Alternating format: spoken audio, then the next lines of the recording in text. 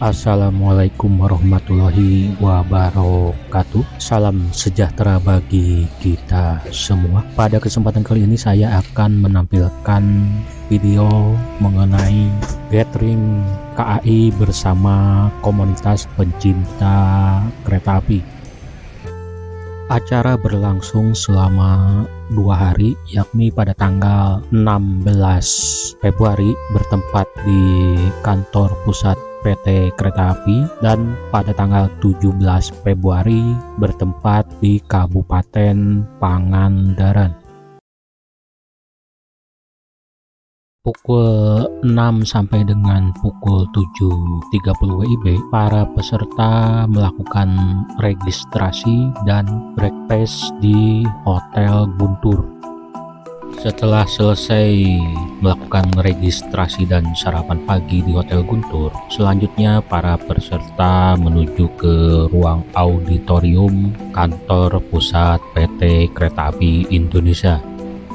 Para peserta memasuki ruang integritas untuk mendapatkan pengarahan dan sharing bersama Direktur Umum PT Kereta Api Indonesia, Bapak Didik. Kurang lebih pukul 8, Direktur Utama PT Kereta Api, Bapak Didik Hartantio, memasuki ruangan integritas.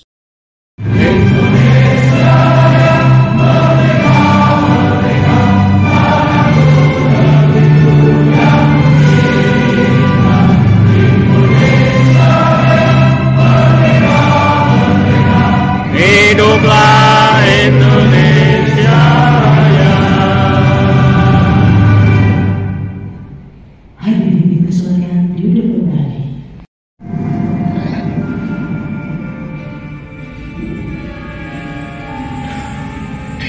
Kereta Api Indonesia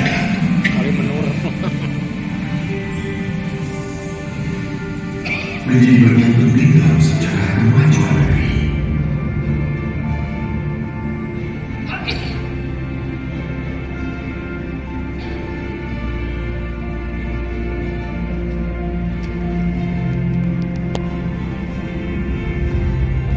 Dengan visi berkelanjutan, kami berkomitmen untuk menjadi solusi ekosistem transportasi terbaik untuk Indonesia. Bismillahirrahmanirrahim. Assalamualaikum warahmatullahi wabarakatuh. Waalaikumsalam. Yang saya hormati dan kami banggakan jajaran Bapak Direktur Utama PT Kereta Api Indonesia, Bapak Didik Hartantio. Terima kasih Bapak yang di tengah kesibukan kepadatan jadwal yang luar biasa, hari ini bisa menghadiri langsung acara pada pagi hari ini dengan semuanya.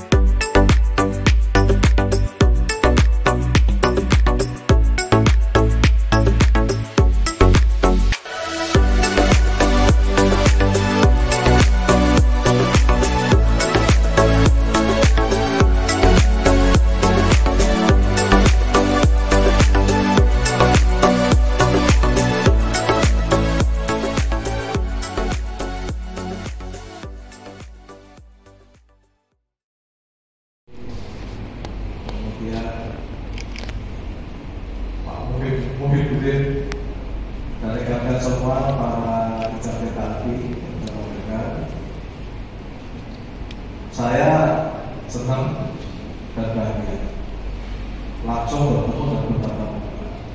Ini setelah pandemi kayaknya baru sekarang ya. 2022. Oh itu sekarang 22 ya? 22 ya?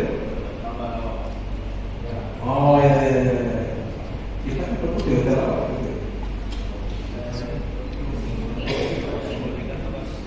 Room? Ya. Oh itu 22 ya? Oke. Jadi kalian semua 22 sekarang 24.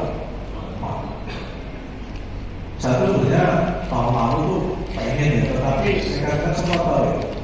Tahun lalu tuh banyak aktivitas yang kita lakukan dan banyak hasil yang kita hasilkan. Nomor satu apa? LRT Jabodebek itu balapan khusus. Nomor dua apa? Kereta cepat Jakarta Bandung Oktober tanggal 16 Oktober. Ya, yang lain banyak. Ya. Panoramik dulu 2, sekarang jadi 6. Kemudian di Oktober itu kita memperkenalkan apartemen suite. Selama itu nanti sudah kita lakukan. Maka kita berpikir. Jadi karena semua itu ujian dan peringatan, tetapi itu akan membuat kita lebih dewasa, lebih matang dalam menjaga keselamatan. Rekan-rekan semua kendaraan berupa kereta api yang baru kita operasikan belum. Tapi alhamdulillah sudah bagus. Nah, ditanya termasuk yang kereta yang ke Garut. Kereta apa ke Garut? Papadaya. Padangan dari Jakarta. Di tahun 9 sudah ada Pandalungan. Sebentar lagi juga akan kita operasikan kereta api yang ke Banyuwangi. Namanya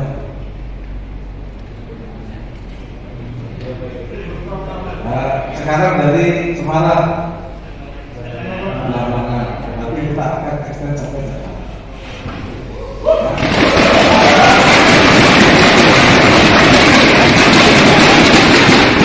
Dari saatnya Belambangan di kereta api akan terus bertransformasi di dalam mengalami perubahan jalan yang semakin cepat. Saya lihat nih kalau rekan-rekan ini ya, ini rata-rata di bawah 40 ya. Coba yang di bawah 40, angkat tangannya. Di bawah 40. Di bawah 40. Di bawah 40. Angkat tangannya. Dari program video dan berita sekarang sudah ada di dalam kita. Baik, sebelum masuk sesi ini, mana dong yang rame-rame tepuk tangan dulu.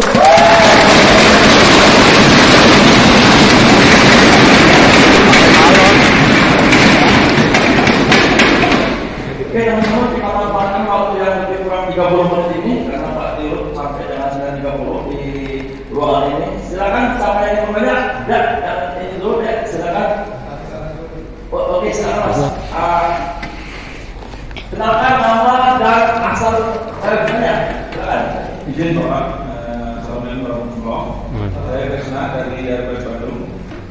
Ini saya sebetulnya ingin mengajukan saja kereta api. Dulu itu sebetulnya kita itu punya suatu identitas, gitu ya, setiap Dapok. Itu namanya kereta batik Pak, yang ditempelkan di kereta makan. Jadi kalau dulu Kereta batik? Kereta batik yang kayak koper gitu Pak. Oh, ya itu mohon izin kalau diperkenankan untuk istilahnya menggali atau memori lagi itu setiap daerah punya kereta api batiknya. interiornya? Bukan, eksteriornya aja. Eksteriornya? Itu kan lebih memungkinkan Pak. Oke. Itu sih kalau dari saya misalkan beberapa anggrek gitu ya, pakai batik apa Cirebon pakai Mega Mendung. Untuk kereta restorasinya? Restorasinya pasti. Di antara kereta ada yang ahli bikin baterai kan? Banyak? banyak. Pak. Coba nanti bikin desainnya ya kasih saya. Saya yang motivasi. Terima kasih Pak dari saya. Terima kasih. Terima kasih.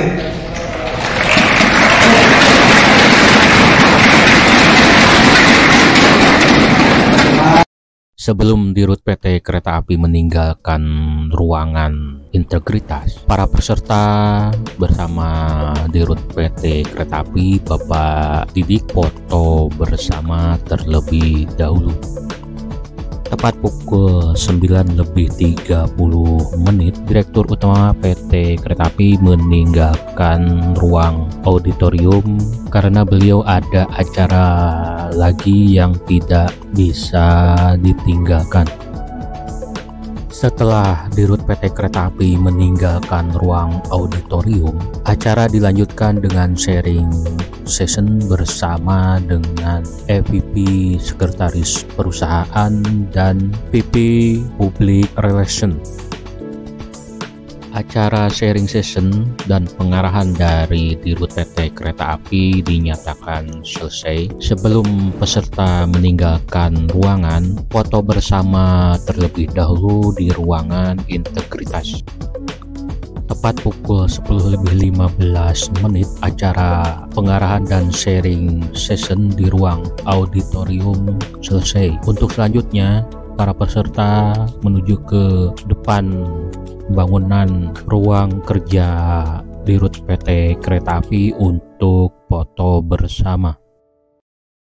Setelah acara di kantor pusat PT Kereta Api Indonesia, selanjutnya para peserta berkumpul di ruang tunggu kereta cepat sambil menunggu keberangkatan kereta api Pangandaran menuju stasiun Banjar. Pukul 11:50 para peserta selanjutnya menuju ke tempat boarding untuk memasuki area stasiun Bandung. Para peserta menuju ke jalur 5 untuk menunggu kereta api Pangandaran yang diberangkatkan dari Gambir.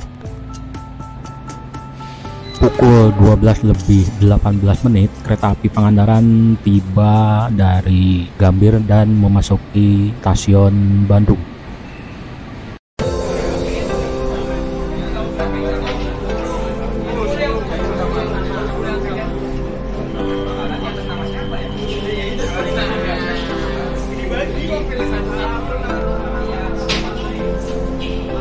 Psikolog no?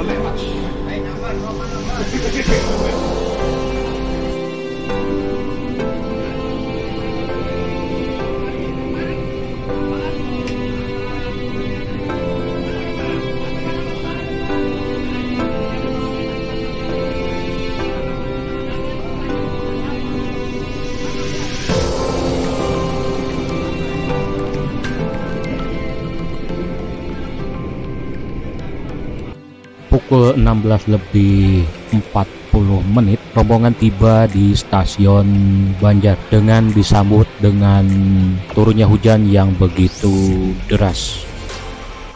Rombongan catering akhirnya meninggalkan stasiun Banjar melalui pintu masuk, dikarenakan kalau melewati pintu keluar akan terkena hujan yang masih deras.